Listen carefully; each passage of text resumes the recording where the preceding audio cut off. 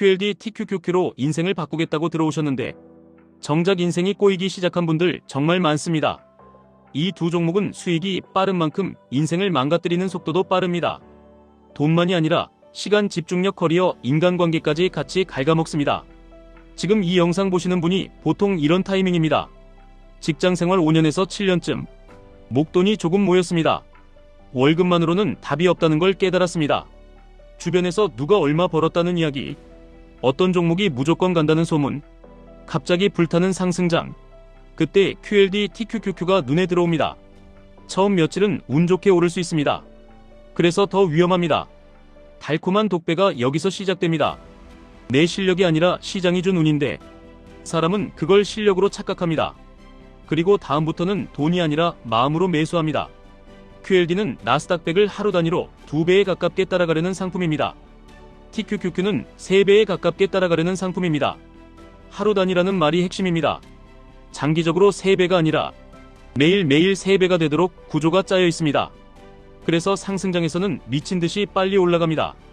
하지만 하락장과 횡보장에서 생각보다 훨씬 더 크게 사람을 흔듭니다. 가장 흔한 시나리오 하나 보여드리겠습니다. 월급날까지 카드값이 남아있습니다. 아이 학원비가 다가옵니다. 전세금 잔금 날짜가 잡혀있습니다. 그런데 마음속에서는 이런 말이 올라옵니다. 잠깐만 굴려서 치킨값이라도 벌자. 잠깐만 굴려서 이자라도 메우자. 잠깐만 굴려서 숨통만 트이자. 이 순간 게임은 끝납니다.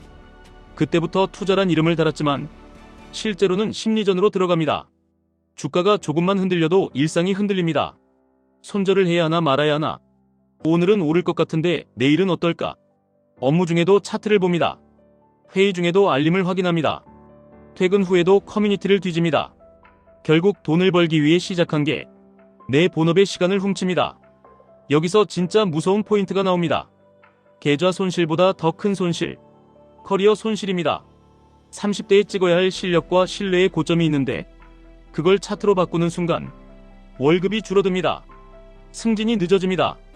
평판이 깨집니다. 그 다음부터는 투자금이 더 필요해집니다.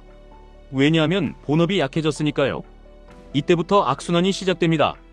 QLD TQQQ가 위험한 이유는 단순히 변동성이 커서가 아닙니다. 사람의 약한 고리를 정확히 찌르기 때문입니다. 3가지 고리입니다. 첫째 시간 고리, 둘째 돈 고리, 셋째 마음 고리. 시간 고리부터 보겠습니다. 투자는 자녀 시간으로 해야 합니다. 특히 레버리지는 더더욱 그렇습니다. 레버리지는 차트를 보는 시간만큼 감정이 흔들리는 폭도 커집니다. 감정이 흔들리면 매매가 늘어납니다. 매매가 늘면 수수료와 실수가 늘어납니다. 실수가 늘면 손실이 늘어납니다. 손실이 늘면 차트를 더 봅니다. 그렇게 하루가 통째로 잡아먹힙니다. 그래서 시간이 먼저입니다. QLD TQQQ를 하시려면 차트를 보는 빈도를 줄이는 장치부터 만드셔야 합니다. 알림을 끄셔야 합니다. 실시간 호가창을 멀리 하셔야 합니다. 체크 시간을 정하셔야 합니다. 예를 들어 장 끝나고 하루 한 번만 본다. 또는 주말에만 본다. 이 정도로 강제로 묶어두셔야 합니다. 왜냐하면 레버리지는 내가 통제하는 게임이 아니라 내 감정을 통제하는 게임이기 때문입니다. 다음은 돈 고리입니다. 돈에는 반드시 이름표를 붙이셔야 합니다. 이름표 없는 돈이 제일 위험합니다. 이름표 없는 돈은 언제든 투자금으로 변장합니다. 그리고 시장은 그 돈이 어떤 돈인지 봐주지 않습니다. 그래서 이렇게 나누셔야 합니다. 첫 번째 통장 생활비 통장, 두 번째 통장 비상금 통장, 세 번째 통장 기한이 정해진 돈 통장, 네 번째 통장 투자 통장. 비상금은 최소 3개월에서 6개월 생활비를 목표로 잡으시는 게 좋습니다. 기한이 정해진 돈은 단 하루도 시장에 넣지 않습니다. 전세금 잔금, 결혼자금, 대출 상환 예정금, 이사비용, 세금, 보험료, 이런 돈이 여기에 들어갑니다. 그리고 마지막 투자 통장, 여기 안에 들어오는 돈만 투자합니다. 이 규칙 하나만 지켜도 인생이 덜 꼬입니다. 왜냐하면 하락장에서 버틸 힘은 분석이 아니라 여유에서 나오기 때문입니다. 이제 마지막 마음 고리입니다. QLD TQQQ는 마음을 가장 빨리 조종합니다. 이유는 간단합니다. 수익과 손실의 속도가 빠르기 때문입니다. 빠르면 인간은 생각을 못합니다. 생각보다 반응이 먼저 나옵니다. 그 반응이 손가락으로 이어집니다. 그리고 그 손가락이 계좌를 망가뜨립니다. 그래서 레버리지는 시작하기 전에 반드시 규칙을 먼저 적어야 합니다. 적지 않으면 시장 상황이 아니라 기분으로 움직입니다. 여기서부터는 해결책으로 바로 들어가겠습니다. 지금 QLD, TQQQ를 하고 계시든 앞으로 하실 계획이든 이 순서대로만 정리하시면 됩니다. 첫 번째, 투자 우선순위를 재정렬합니다. 내 본업이 먼저입니다. 본업이 흔들리면 투자도 흔들립니다. 본업을 살리는 투자만 남기셔야 합니다. 본업 시간을 침범하는 매매는 바로 줄입니다. 업무 중 차트 확인을 끊습니다. 그게 안되면 레버리지 비중을 줄이셔야 합니다. 레버리지는 멀리서 봐야 내 편입니다. 가까이서 보면 내 멘탈을 씹어먹습니다. 두 번째, 기본값을 단순화합니다. 개별주 분석 시간이 부족한 직장인에게 개별주는 사실상 고난도 게임입니다. 그래서 기본값은 지수 ETF로 잡으셔야 합니다. 예를 들면 나스닥 100 계열이나 미국 대표지수 계열 같은 것들입니다. 여기에 자동 적립을 깔아두면 관찰 시간은 확 줄고 평온이 다시 돌아옵니다. 세 번째, QLD, TQQQ는 서브로 둡니다. 여기서 많은 분이 오해합니다. QLD, TQQQ는 본 게임이 아니라 보너스 게임입니다. 본 게임은 현금 흐름과 장기 적립입니다. 보너스 게임은 상승장의 탄력을 더 받는 것입니다. 이 순서가 뒤집히면 인생이 흔들립니다. 그래서 구조를 이렇게 잡으시면 좋습니다. 기본 ETF를 코어로 깔고 QLD나 TQQQ는 위에 얹습니다. 비중은 각자 성향에 따라 다르지만 처음에는 작게 시작하시는 게 좋습니다.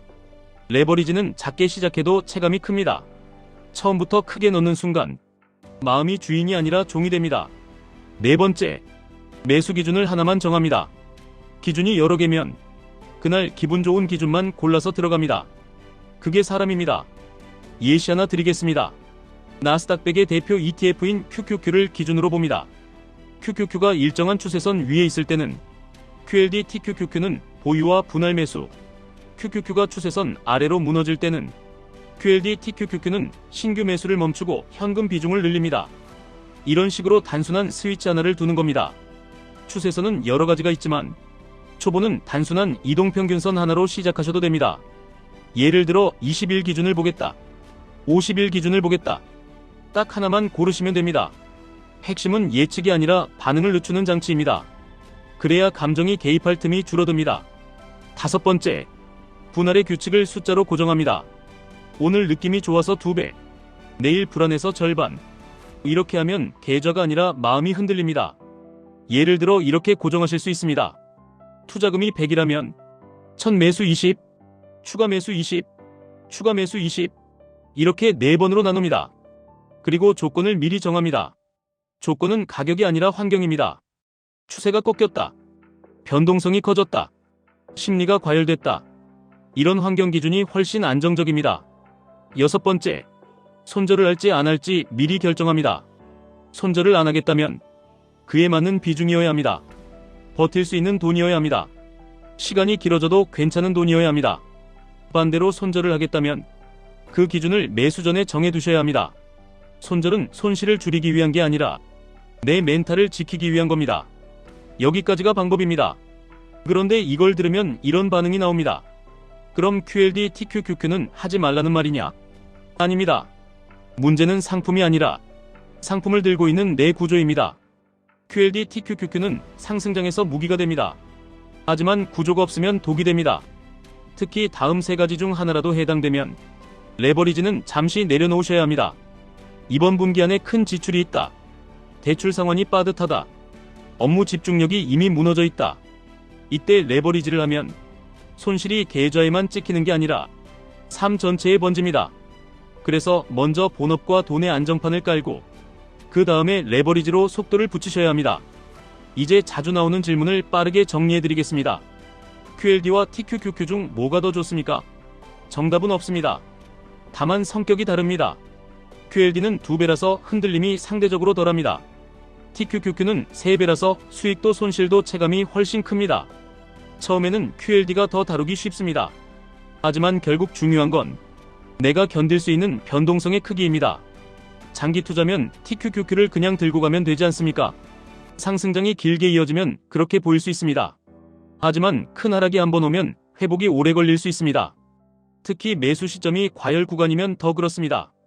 그래서 장기 투자라는 말은 아무 때나 사서 오래 들고 가는 게 아니라 버틸 수 있는 구조로 오래 가는 겁니다. 그럼 언제 사야 합니까? 남들이 다 벌었다고 떠들 때 들어가면 되게 늦습니다. 축제 끝자락에 들어가는 겁니다. 좋은 타이밍은 사람들이 조용할 때, 내가 급하지 않을 때, 내 돈이 여유 자금일 때입니다. 그리고 규칙이 준비됐을 때입니다. 하락하면 어떻게 해야 합니까? 하락은 피할 수 없습니다. 피할 수 있는 건 패닉입니다. 패닉을 피하려면 돈의 이름표가 있어야 하고, 분할의 규칙이 있어야 하고, 체크 빈도가 줄어야 합니다. 이 세 가지가 없으면 하락장은 계좌보다 멘탈이 먼저 무너집니다.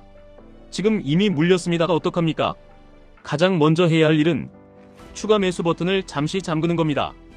그리고 내 돈이 어떤 돈인지부터 분류하셔야 합니다. 기한이 있는 돈이라면 그건 투자금이 아닙니다. 그 사실을 인정하는 게 먼저입니다. 그 다음에야 전략이 나옵니다. 레버리지를 하면 본업이 망가진다는데 투자 자체를 포기해야 합니까? 포기할 필요 없습니다. 다만 방식이 바뀌어야 합니다. 모는 횟수를 줄이고 자동화를 늘리고 기본 ETF로 기반을 만들고 QLD TQQQ는 보너스로 제한하면 투자는 본업을 해치지 않고도 가능합니다. 마지막으로 한 가지 질문을 드리겠습니다. 지금 여러분의 투자, 본업을 방해하고 있습니까? 곧 써야 할 돈을 무리하게 굴리고 있습니까? 퇴근 후에 성장해야 할 시간을 하락한 종목 커뮤니티로 태우고 있습니까?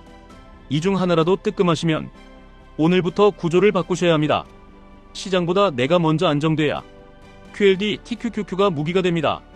내가 불안한 상태에서 레버리지를 잡는 순간 그건 무기가 아니라 도박이 됩니다.